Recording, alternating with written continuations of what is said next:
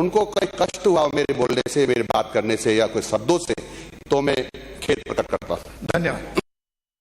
आदिवासियों के डीएनए वाले बयान पर शिक्षा मंत्री मदन दिलावर ने विधानसभा में माफी मांग ली। विधानसभा में प्रश्नकाल शुरू करने से पहले ही दिलावर को स्पीकर ने बोलने की इजाजत दी। दिलावर के खड़े होते ही विपक्ष ने आपत्ति जताई, लेकिन स्पीकर ने कहा कि आपको सुनना पड़ेगा। माननीय शिक्षा मंत्री जी कुछ कहना चाह रहे हैं, 2 मिनट अपन। माननीय अध्यक्ष महोदय, मैं ये जानता हूं और मुझे पता भी है, क्योंकि मैंने मेरे परिवार वालों से पूछा था, तो मैं खुद आदिवासी हूं।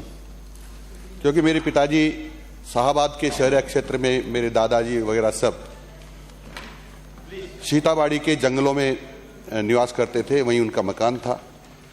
और इसलिए आदिवासी समाज के लिए मेरे मन में बहुत सम्मान का भाव है।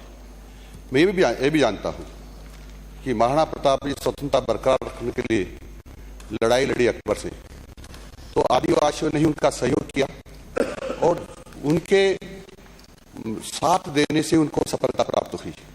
मैं ये भी जानता हूं कि भगवान राम जब वनवास गए तब उनको सहयोग करने वाले आदिवासी थे, और भगवान राम ने जाकर के सबरी माँ के घर पर जाकर के झूठे बेर खाए। मैं ये भी जानता हूं कि जो मानगढ़ धाम है, वहां पर 15,000 में बात करें, 15 आप बैठो, मैं 15 अनुमति मैंने दी है, सुनना पड़ेगा, बैठो। आपका मेरे बात सुने, आपका नहीं है तो आप जा सकते हो, ऐसा थोड़ी होगा। मैं संक्षिप्त कर रहा हूँ, 2 मिनट ही दिए, मैं संक्षिप्त कर रहा हूँ, 2 मिनट दिए, मैं 2 मिनट में पूरा करूंगा। और इसलिए मैं निवेदन ये कर रहा हूँ, संक्षेप में कह दो कि ये हिंदू समाज के बात नहीं, हिंदू समाज का श्रेष्ठ अंग है।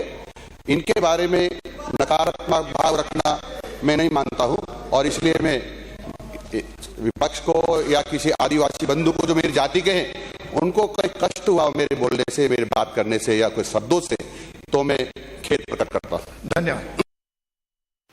वहीं कृषि मंत्री डॉक्टर किरोड़ीलाल मीणा के इस्तीफे की गूंज भी प्रश्नकाल में सुनाई दी। नेता प्रतिपक्ष टीकाराम जूली ने जब सरकार से सवाल किया तो स्पीकर ने कहा वो छुट्टी पर हैं। इसी सदन ने उनकी छुट्टी स्वीकार की है। जूली पर तंज कसते हुए चीफ व्हिप जोगेश्वर गर्ग ने कहा कि ये बचकाना सवाल है। कृषि से जुड़ा हुआ मामला है।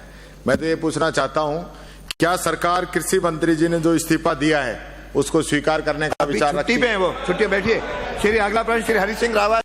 मेरा निवेदन है, जोगेश्वर जी, एक व्यक्ति, जोगेश्वर जी, अरे ऐसे प्रश्न पूछेगा, बचकाना प्रश्न पूछ रहे हैं, ये बोल रहे हैं। मेरा एक निवेदन है, इसी सदन ने छुट्टी स्वीकार की है, इसे उस पर कोई प्रश्न नहीं आ सकता। मेरा एक निवेदन है, हम माननीय प्रतिपक्ष के नेता का बहुत सम्मान करते हैं और ये बोलते थे हमारा धर्म है, आप तो बैठो, आपको क्या हो गया?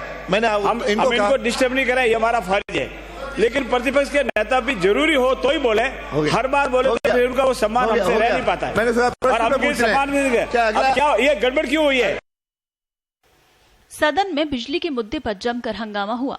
बूंदी से कांग्रेस के वरिष्ठ विधायक हरिमोहन शर्मा ने बिजली कटौती का मुद्दा उठाया। उन्होंने कहा कि गांव में ही नहीं, शहरों में भी हालात खराब हैं। इस पर ऊर्जा राज्य मंत्री हीरालाल नागर ने पिछली सरकार के काम गिनाने शुरू कर दिए। बिजली की समस्या ये कोई इस तरफ वाले विधायकों की नहीं, ये पूरे राजस्थान की समस्या है कि सरकार को इस बात का ध्यान रखना चाहिए था कि इस सीजन में हमको कितनी यूनिट बिजली चाहिए और किस प्रकार से हम व्यवस्थित रूप से ग्रामीण क्षेत्र में बिजली दे सकते हैं, किसानों के लिए दे सकते हैं और आवास के लिए दे सकते हैं। लेकिन सरकार आराम से अपनी नींद में सोती रही और ये कल्पना नहीं की कि अगर हमारा कोई एमओयू पहले हुआ है तो हमको नया एमओयू करके इस समय के लिए कितनी यूनिट बिजली चाहिए, इस पर सरकार ने विचार नहीं किया। आप सुनो, आप सुने तो सही। सरकार का उत्तर सुनिए, उत्तर तो सुनना पड़ेगा, नहीं तो फिर आगे, नहीं तो मुझे मजबूर होकर आगे पर्ची या प्रक्रिया में पुनर्विचार करना पड़ेगा। उत्तर आपने बोल लिया, आपका पूरा बोला, अब उत्तर सुनिए।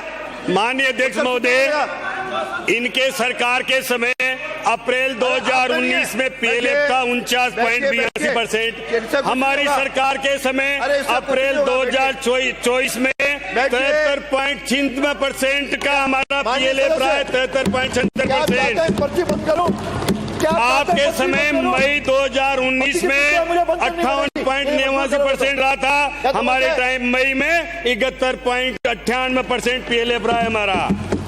आपके समय में जून 2019 में 67.62 PLF था, जून 2024 में हमारा 73.64% PLF रहा है। आपसे ज्यादा उत्पादन किया है हमने, के बाद आपसे ज्यादा उत्पादन किया है। उत्तर तो सुनना पड़ेगा। हमने किस दिन कितनी बिजली काटी और कितनी लौटाई, एक एक रिकॉर्ड है एक एक दिन का, आप सुन लीजिए। हमने 24/5 को 86 लाख यूनिट काटा, 147 लाख यूनिट लौटाया है।